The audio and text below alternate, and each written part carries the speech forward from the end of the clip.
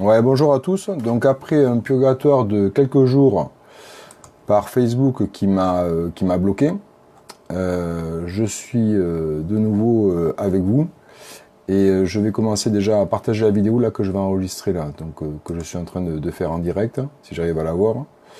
Ok. Donc je commence le partage. Hop. Donc là, je vais vous parler des violences policières et d'une plainte et de la façon dont il faut structurer les plaintes contre les magistrats. Donc là, je vais commencer à chercher le lien du partage.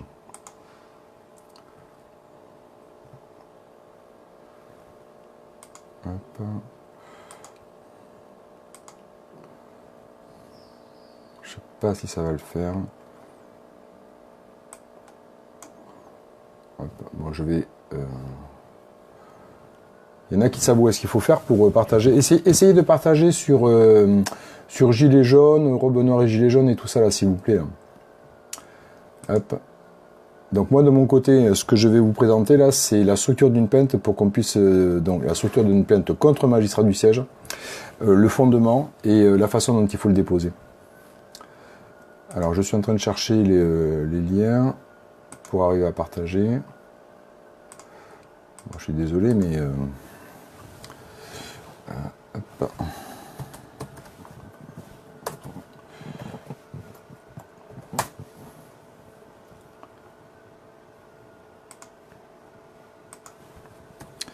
Donc j'ai vu qu'il y avait Dany qui était là. Si Dany tu peux partager, ça m'arrangerait s'il te plaît. Et inviter tes amis aussi, tout ça.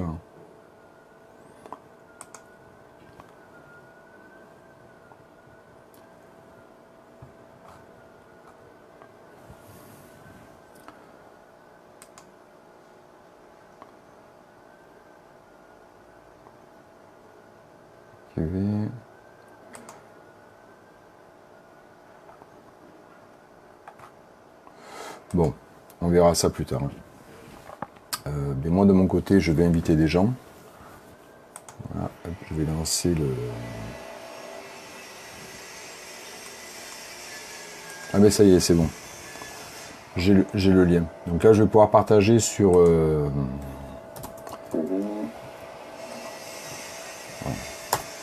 Donc là, je partage. Bon, on verra ça plus tard. Ok. Donc là, je vais partager sur Robe Noire et Gilets jaunes. Voilà.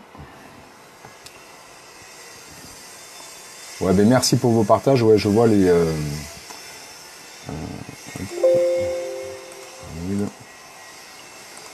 Alors,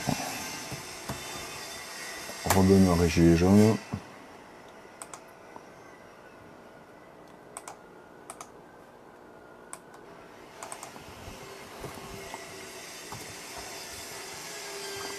Voilà, je publie. Sur Robe Noire et Gilets jaunes officiel. Peut-être je vais le faire sur carte des... sur Gilets jaunes, sur le carte des rassemblements. Je pense que ça peut être pas mal. Gilets jaunes.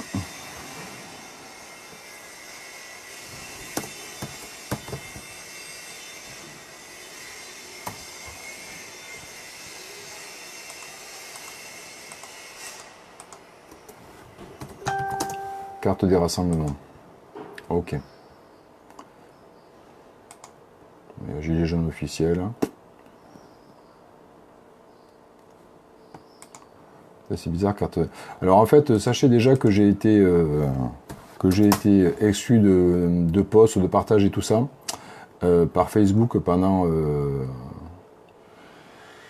2 fois 3 jours. Et que ça fait suite en fait à des vidéos où j'explique d'une façon très très claire pourquoi est-ce que le gouvernement, donc pourquoi notre État en fait est devenu un État fasciste. D'ailleurs, il y a un reportage sur Arte que vous pouvez encore voir en streaming qui explique en fait le mécanisme néofasciste en fait de l'ultracapitalisme. Donc c'est vraiment un article qui est intéressant. Allez sur Arte, consultez cette vidéo, vous allez voir, c'est particulièrement intéressant. Et c'est à cause de ça, donc à cause de cette expression où je fais cette démonstration et quand on la partage, qu'en fait je me retrouve immédiatement blacklisté par Facebook avec le mot de passe à changer, etc. Sans raison apparente. Et puis même quand je partage sur mes propres groupes, donc c'est du délire. Bon, revenons à nos moutons. Donc en fait je viens ici là près de vous pour différentes choses. En fait, l'essentiel, c'est les violences policières, parce que c'est inacceptable qu'on est dans un état de droit, qu'en fait les manifestants en fait subissent des violences aussi fortes et aussi des blessures de guerre de la part des policiers. Donc je vous l'ai expliqué dans les vidéos antérieures, vous pouvez le voir dans les annonces du groupe Stop aux violences policières, pourquoi est-ce qu'en fin de compte les policiers puis la hiérarchie peut se permettre de faire ça sur les ordres en fait de l'exécutif, et comment en fait ils sont protégés par le système judiciaire pour continuer leurs actes. Donc ça c'est le truc qui est le plus criminel possible, parce que on déroge à toutes les règles de droit. Donc ce que je vous avais proposé à ce moment-là, c'est qu'on dépose des plaintes contre les magistrats du siège et du parquet, et bien quand en fait ils font des procédures abusives contre nous. Donc en fait c'est du trafic d'influence. Tout simplement c'est du trafic d'influence. Donc dans la vidéo là qu'on est en train de regarder, je vous ai mis donc toute une série de liens donc vers une plainte que j'ai déposée. Alors ça c'est me concernant, mais vous allez voir le fondement c'est exactement le même. Donc le dépôt de plainte, la preuve de dépôt, les pièces de la plainte. Si vous voulez avoir les pièces sans les en-têtes indiquant les numéros de pièces, vous me contactez un message privé et je vous enverrai donc les différentes pièces. Donc après, il y a le formulaire pour les gardes à vue abusives, le formulaire pour les condamnations pénales abusives, le formulaire de soutien, l'objectif qu'on décrit en fait de ce qu'on veut faire, après la vidéo explicative du fondement donc de la création de ce groupe, et après la cagnotte. Bon, je vais venir maintenant immédiatement sur les plaintes. Donc en fait, que vous comprenez bien, les magistrats se permettent en fait, alors la plainte je l'ai déposée le 7 février 2019 au tribunal de grande instance de Basse-Terre. Alors cette plainte je l'ai déposée dans le cadre donc d'une affaire qui me concerne, donc où c'est une privatisation de la justice, mais que ce soit une privatisation à titre personnel ou d'une façon générale vis-à-vis des gilets jaunes avec cette justice d'exception, c'est exactement la même chose, c'est pour des intérêts supérieurs de l'État ou pour des intérêts privatifs. Et donc dans ce cadre-là, les magistrats qui en fait sont soumis à cet exécutif et qui veulent bien s'y soumettre, en fait, ils répondent favorablement et ainsi condamnent des gens. Donc on se retrouve avec des gilets jaunes qui sont condamnés à de la prison ferme, attention, condamnés à de la prison ferme, avec un casier judiciaire vierge, donc bref, un truc complètement délirant. Donc dans les annonces donc, de ce groupe, je vous avais déjà exposé la plainte qui était en lecture. Et ce que je vais faire, c'est que je vais vous expliquer un peu en 2 mots comment est-ce qu'on fait une plainte, et puis je le ferai en plusieurs épisodes parce que c'est quand même relativement long. Donc en fait, une plainte, voilà comment c'est constitué. Je ne sais pas si vous voyez la page qui est là, voilà, peut-être que c'est à l'envers, mais bon, vous pouvez vous la télécharger. Globalement, on adresse la plainte donc à une personne, en l'occurrence, là, c'est le parquet de la République à qui vous adressez la plainte. Donc vous indiquez votre nom, le motif de la déposition de la plainte. Donc là, c'est corruption passive et trafic d'influence, et c'est une infraction qui est prévue et réprimée par l'article 432-11 du Code de procédure pénale. Alors, en l'occurrence, et cette plainte, elle est publique, donc je peux vous en parler directement, la plainte que j'ai déposée, c'est contre Madame Marie-Noëlle Abba, qui est magistrate près la cour d'appel de Basse-Terre et qui demeure en Guadeloupe. Donc là, en l'occurrence, vous, si vous avez donc un magistrat du siège ou du parquet qui vous a donc poursuivi de façon abusive, vous marquez son nom. Donc en fait, une plainte, ça se constitue de différentes structures, et je vais vous en parler immédiatement pour que vous ayez une idée. Quoi qu'il en soit, on est là pour vous aider. Si vous avez un souci de rédaction ou un souci quelconque, vous me contactez un message privé et on vous aidera. Donc, le premier élément d'une plainte, c'est il faut énoncer les faits. Qu'est-ce qui s'est passé? Donc, en quelque sorte, vous allez raconter votre histoire. Comment ça s'est passé, qu'est-ce qui s'est déroulé, etc. Donc là, c'est très particulier ce que je vais vous présenter dans la suite parce que c'est quelque chose qui s'est passé en cours d'audience. Donc en fait, vous êtes un gilet jaune par exemple, ou un opposant syndicaliste ou politique, ou peu importe. Et donc le magistrat va en fait vous écouter, normalement en tout cas c'est ce qu'il devrait faire, ou écouter votre avocat. Et dans ses motivations, donc il y a des articles qui obligent en fait le magistrat à répondre à l'ensemble des éléments et d'exposer le litige d'une façon correcte, ce que vous avez apporté, etc. Donc c'est en ça en fait où on va attaquer les juges.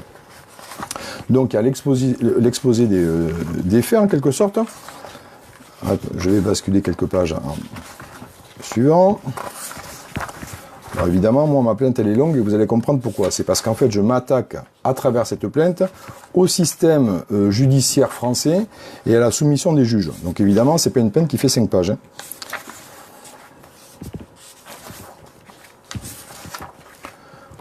Ça, c'est pour faire d'une façon très générale. Voilà. Ça y est, on arrive presque à la fin. Donc une fois qu'on a exposé les faits, après, on va sur la discussion. Donc là, la discussion, c'est... On reprend l'article du code pénal tel qu'il existe. Donc c'est l'article 432.11 du code pénal dispose est puni de 10 ans d'emprisonnement et de 150 000 € d'amende le fait par une personne dépositaire de l'autorité publique, virgule, charge d'une mission de service public, virgule, ou investie d'un mandat électif public, virgule, de solliciter ou d'agréer sans droit à tout moment, directement ou indirectement, des offres, des promesses, des dons, des présents ou des avantages quelconques pour elle-même ou pour autrui. Donc des avantages quelconques pour elle-même ou pour autrui. Donc là, en l'occurrence, le autrui, c'est l'exécutif. Bon, pour moi, c'est quelqu'un d'autre, mais pour vous, ce sera l'exécutif. Soit pour accomplir ou s'abstenir de s'accomplir un acte de sa mission, de sa fonction, pardon, de sa mission, ou de mandat, ou de faciliter par sa fonction ou sa mission, ou de son mandat. Soit pour abuser de son influence réelle ou supposée en vue de faire obtenir d'une autorité ou d'une administration publique des distinctions, des emplois, des marchés ou toute autre décision favorable. Donc là, en l'occurrence, c'est du service public parce que c'est de la justice. Le autrui, eh bien, c'est l'exécutif. Et c'est dans l'exercice de sa fonction qu'en fait, elle va prendre une décision délirante. Donc après, vous avez un petit formalisme qui est tout bête parce que c'est vraiment du formalisme. Et là, pour l'obtenir, vous allez télécharger la plainte et vous aurez ça directement. Bon, évidemment, une plainte s'accompagne aussi de jurisprudence, de différents éléments. Alors, en règle générale, ce que je fais, c'est que moi, avant d'exposer le litige, je présente donc des règles générales de la jurisprudence. Il y en a qui le font dans la discussion, etc. Bon, chacun son choix. Si je viens vous voir aujourd'hui, c'est parce qu'en fin de compte, là, je vais faire mal à l'exécutif et ça me fait carrément plaisir parce que ce qu'ils sont en train de faire, c'est purement et simplement inacceptable. Donc voilà comment est-ce que moi j'ai introduit donc cette plainte pour m'attaquer à ces magistrats et comment vous, à votre tour, vous pourrez faire pareil ou nous, on vous aidera à le faire parce qu'en fin de compte, il y a effectivement du trafic d'influence. Donc, comme la plainte est quand même relativement longue parce qu'elle fait une 30aine de pages, ce que je vais faire, c'est que je vais vous lire l'introduction. Donc la partie qui normalement serait jurisprudentielle, mais dans laquelle, en fait, ce que je fais, c'est que je fais la démonstration d'entrée, qui est une collusion directe entre l'exécutif et le judiciaire. Donc voilà ce que je fais. Je vous le lis. Justice malade en Guadeloupe et ailleurs. La justice guadeloupéenne est malade, et certains magistrats, comme Madame Trucmuche Abba, donc c'est son nom, mais après vous mettrez le nom du magistrat en cause, masquent les délits de leurs collègues magistrats, ou bien répondent à des intérêts privatifs de l'État. À travers cette plainte, j'expose comment la justice, déjà soumise au pouvoir exécutif et aguerrie de longue date à condamner tant les opposants syndicalistes qu'écologistes, mais aussi à piller des données sensibles de partis politiques d'opposition, donc là je fais référence aux perquisitions à la FI par exemple, ou d'un journal, donc ça c'est la référence que je fais à Mediapart, et de protéger tant les donneurs d'ordre que les auteurs de violences policières, répond volontiers à des intérêts privatifs. En fait, les intérêts privatifs, ce sont ceux de l'État. Si vous croyez encore que la justice française est rendue en droit, et non au nom du peuple, une petite recherche privatisation de la justice sur Google devrait vous mettre sur une autre voie, et si vous y croyez toujours, vous allez être très déçu en lisant la suite. Donc là, je fais référence à tentative de perquisition au siège de Mediapart pour protéger un barbouze de la République, donc pour pas le citer, Benalla, ami du chef de l'État. Bon, ça c'est parce qu'en fin de compte, globalement, c'est quand même un pote à Macron et que Édouard Philippe s'est posé la question si c'était pas un coup de fil qui était passé depuis la secrétaire de son cabinet de sécurité où ça avait été enregistré pour savoir un peu qui c'est qui avait fait les écoutes, quoi. Donc globalement, tout en disant ouais, mais attention, c'est pour protéger les sources. Du foutage de gueule monumental. Donc, voilà, ça c'est le début de mon introduction. La garde des Sceaux, ministre de la Justice, a écrit une circulaire qui sera diffusée à partir du 22 novembre 2018. Sous cette sous-chef du pouvoir exécutif ne cache à rien son intention d'appliquer une justice d'exception aux gilets jaunes. D'ailleurs, les mots clés sont manifestation, gilets jaunes, mouvement collectif, violence, force de l'ordre. petite parenthèse, pour ceux qui voudront la circulaire, vous me l'envoyez en commentaire ou je rajouterai le lien dans les commentaires pour ceux qui veulent cette circulaire. Et l'ancienne rectrice de l'Académie de Limoges, devenue garde des Sceaux, comme quoi en marchant on arrive à tout, introduit sa circulaire comme ceci. Depuis samedi 17 novembre 2018, plusieurs collectifs de citoyens ont installé des barrages bloquant totalement ou partiellement la circulation sur les routes afin de protester contre la hausse du prix des carburants. Ainsi, des faits de violence sur personnes dépositaires de l'autorité publique, participation à des attroupements parfois avec armes, outrage et rébellion ont d'ores et déjà donné lieu à des enquêtes judiciaires et à des réponses pénales. Dans le prolongement de la dépêche du 15 novembre 2018 relative au mouvement de contestation dit des Gilets jaunes, la présente circulaire, donc ça c'est quand même une circulaire du ministère de la Justice, a pour objectif d'inviter les juridictions à adapter leur organisation pour faire face à un éventuel accroissement de l'activité judiciaire. Attention, hein. Donc là déjà, ça c'est la circulaire qui date du 17 novembre, là. Non, elle a été publiée le 22 novembre. Déjà, donc, à partir du 22 novembre, ils disent, attention, il va y avoir une surcharge dans les tribunaux parce qu'on va tous se les choper, quoi. Voilà, ça c'est vraiment clair, net et précis. Justice et exception. De rappeler les qualifications pénales susceptibles d'être retenues, de préciser les orientations politiques pénales à privilégier et enfin d'assurer une remontée d'informations rapide et complète. Donc, à la fin de cette circulaire, il y a carrément un tableau Excel pour dire tous les noms et toutes les condamnations qui ont été rendues. Et alors c'est là où ça devient délirant, c'est qu'à l'intérieur de cette circulaire, ce qu'elle fait, c'est qu'elle délivre toute une série d'articles du Code de procédure pénale et de loi pour caractériser les infractions pénales qui pourraient être retenues contre les Gilets jaunes. Alors, on sait déjà tous que le parquet est soumis à l'exécutif. Les seuls qui pourraient soutenir le contraire ne le feront que de mauvaise foi. Parce que la politique pénale, en fait, c'est très simple. C'est la ministre qui dit au parquetier, vous allez faire pipi. Et les parquetiers vont faire pipi. Voilà, ce sont des fonctionnaires, ces mecs-là, quoi. C'est pas du tout des magistrats indépendants, c'est des fonctionnaires de l'État. Voilà, c'est des fonctionnaires. Ils n'ont pas d'autre rôle qu'être fonctionnaires. Ainsi, la rectrice devenue garde des Sceaux s'adresse à ses parquetiers pour mater le mouvement des Gilets jaunes. Déjà, ses limites, voire autoritaires, parce que de toute façon, ils n'arrêtent pas de se gargariser en disant « Mais non, la justice, elle est indépendante. Mais non, la justice est indépendante. Mes chers concitoyens, la justice est indépendante. On n'intervient jamais dans les affaires judiciaires. Macajoualou. » Voilà, bon. Tout en sachant qu'en fin de compte, ils s'adressent aux Gilets jaunes et que les Gilets jaunes sont quand même une portion du peuple. C'est-à-dire que malgré tout, il n'y a pas une justice pour les Noirs, une justice pour les Arabes, une justice pour les Gilets jaunes, une justice pour les Chinois, une justice pour les PD. C'est quoi cette histoire? Bon, bref. Mais là, on arrive à l'inacceptable. Et le truc qui fait qu'en fin de compte, Belloubet va se retrouver avec du goudron et des plumes. En tout cas, ce que je veux dire par ça, c'est qu'en fin de compte, elle ressortira pas indemne de ce qu'elle aura causé, parce que c'est quand même elle aussi qui participe d'une façon très évidente à la violence policière exercée contre les Gilets jaunes. Parce que voilà ce qu'elle fait. Elle s'adresse directement au magistrat du siège et elle dit, voilà, donc une fois qu'elle a dit à ses fonctionnaires de base d'aller poursuivre tous les Gilets jaunes qui ont levé le petit doigt, ce qu'elle fait maintenant, c'est qu'elle va dire, ah bah attention, maintenant les juges du siège, les mecs, il va falloir que vous enquilliez. Ok. Mesdames, Messieurs, les premiers présidents des cours d'appel, Monsieur le Président du tribunal supérieur d'appel, Mesdames, Messieurs les présidents des tribunaux de grande instance, Monsieur le membre national de l'Eurojust pour la France. Donc en fait, la circulaire qu'elle envoie le 22 novembre, elle l'adresse donc à ses sous-fifres, mais elle l'adresse aussi au juge du siège. Donc voilà ce que je lui ai écrit moi dans mon introduction. Madame, couvrez cette circulaire que je ne saurais voir par de pareils objets. Les âmes sont blessées. Et cela fait venir de coupables pensées. Effectivement, les pensées, elles sont coupables. On peut vous prendre pour des fachos. Voilà. Bon. De ma Guadeloupe, parce que je suis en Guadeloupe, c'est pour ça qu'il fait soleil et qu'on est en direct. Donc c'est mon territoire d'adoption. Je me retourne vers l'Est, c'est derrière moi. Et je m'incline vers le pays de mon enfance en pensant à la Brède. À la Brède, il y avait son chapelain qui s'appelait Montesquieu, qui a écrit de l'Esprit des lois.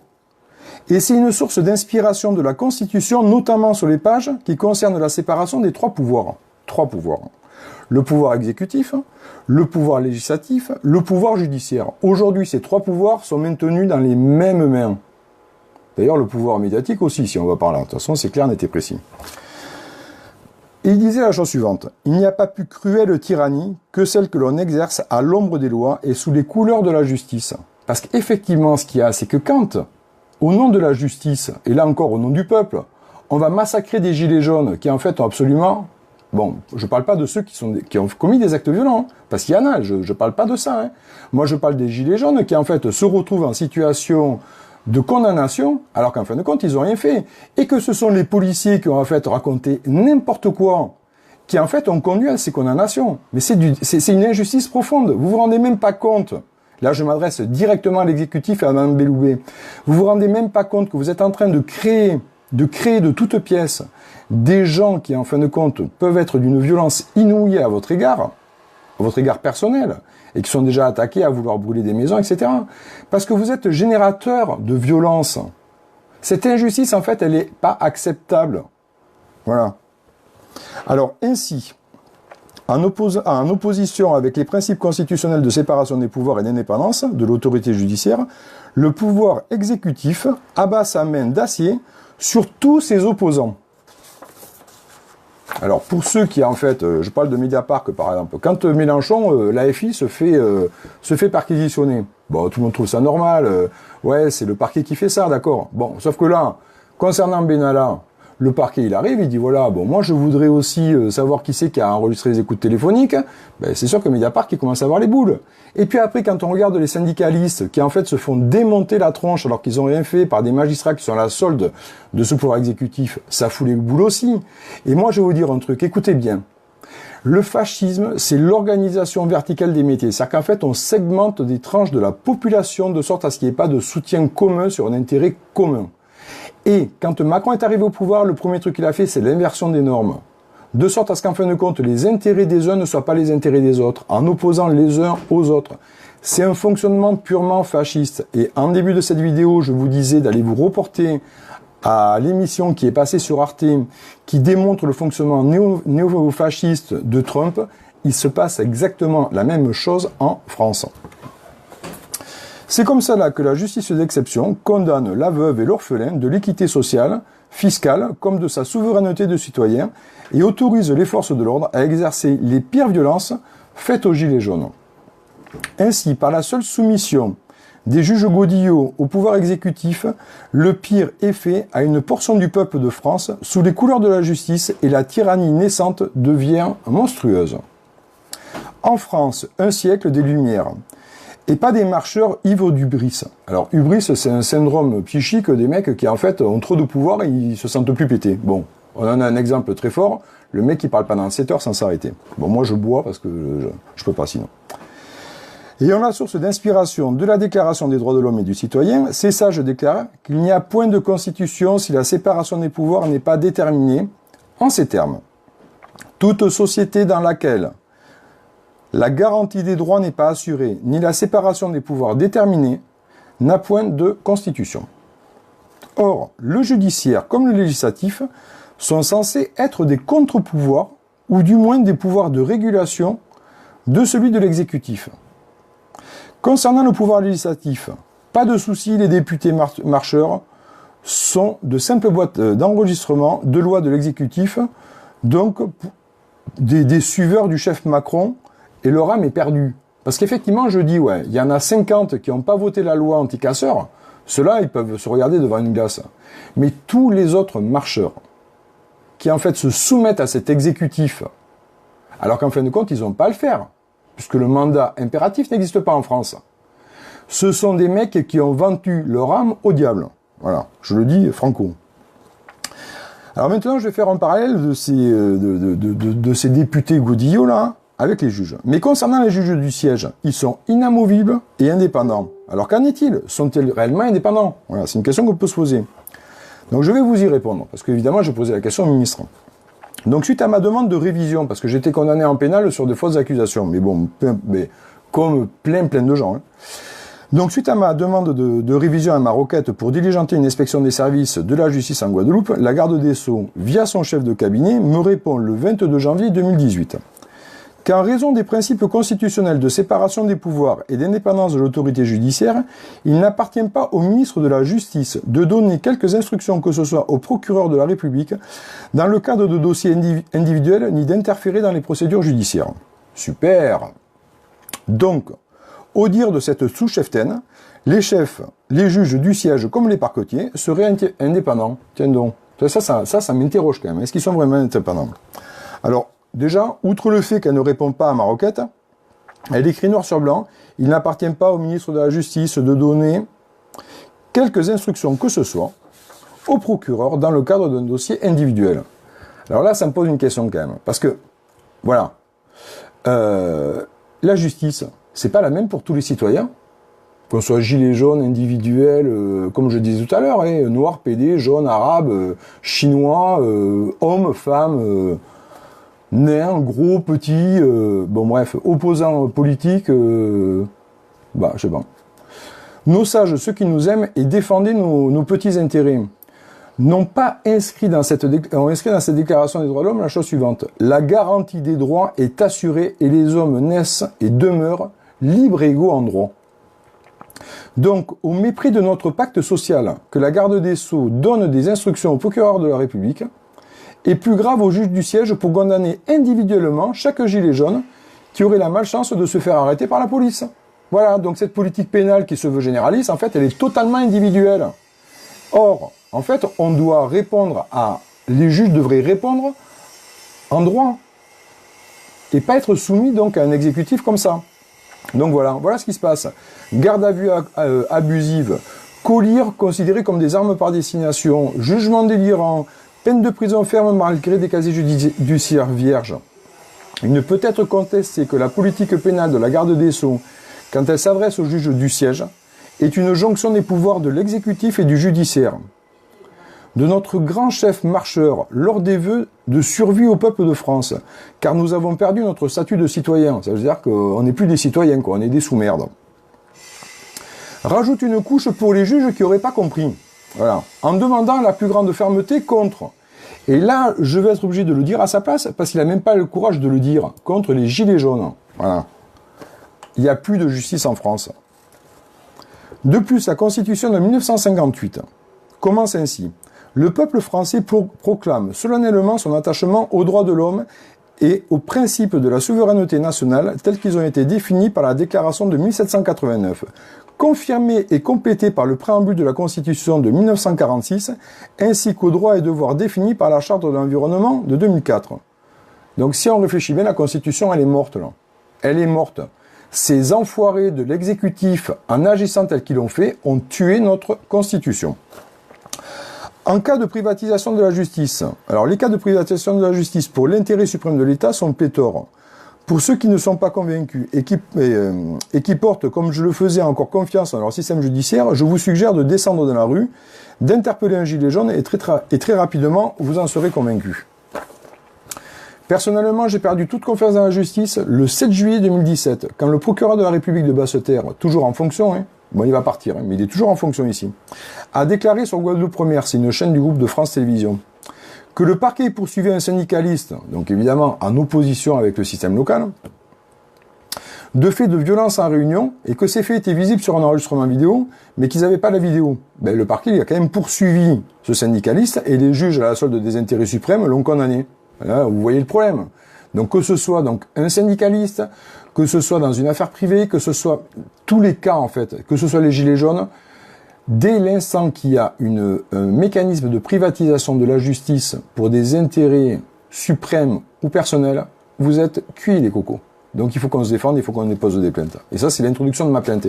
Je peux vous dire qu'après, je vais encore plus loin dans la suite. C'est pourquoi lorsque l'on se présente en justice face à un puissant, le danger est plus grand que de jouer à la roulette russe avec 5 balles dans le barillet. En effet, il est extrêmement rare d'avoir en face de soi un juge réellement impartial. En pareil cas, les juges impartiaux, dans ces cas, sont des héros de nos temps modernes. Ouais, ça, je veux vraiment insister. C'est que les juges qui, en fait, sont en opposition avec donc ce système de l'exécutif et qui se soumettent pas à des intérêts privés, je peux vous dire que ce sont des gens qui sont d'une très très grande valeur.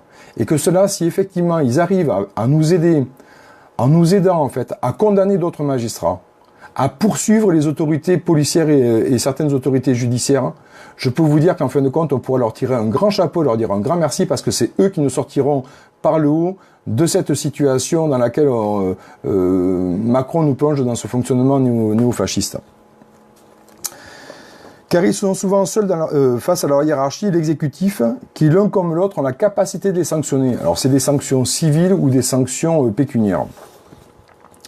Ah oui, alors là je vais faire ma garde des Sceaux. Donc j'en profite pour faire ma garde des Sceaux en m'adressant à ces héros des temps modernes. Donc ces fameux magistrats du siège qui en fait sont réellement indépendants et forts de leur indépendance. Vous êtes le héros des temps modernes. Agissez pour stopper les violences policières faites aux gilets jaunes. 1. En poursuivant systématiquement les membres du parquet en procédure abusive pour les gardes à vue prolongées sans motif valable. Les membres des forces de l'ordre et leur hiérarchie pour les violences policières qui ont entraîné plusieurs jours d'ITT. Et en relaxant de toute charge les gilets jaunes pour lesquels l'absence de preuves intangibles ne permet pas d'établir leur culpabilité sans s'appuyer sur les dires souvent foireux des policiers soumis, encore plus que les juges, à l'exécutif. Bon, je vais arrêter la vidéo maintenant. J'espère vous avoir donné envie de lire cette plainte et de vous en servir après pour que vous puissiez à votre tour déposer des plaintes et on se constituera partie civile avec vous. Je reviendrai vers vous dans quelques temps pour vous raconter la suite de la plainte. Allez, bonne soirée, on ne lâche rien et puis voilà quoi. En fait, c'est en déposant plainte et en étant le plus nombreux possible qu'on va arriver en fait à être le plus fort. Je vous prie de partager cette vidéo, de regarder l'ensemble des liens qui sont exposés dans le commentaire, dans l'entête de la vidéo, pour qu'on puisse être le plus efficace possible. Allez, salut les gilets jaunes, on lâche rien.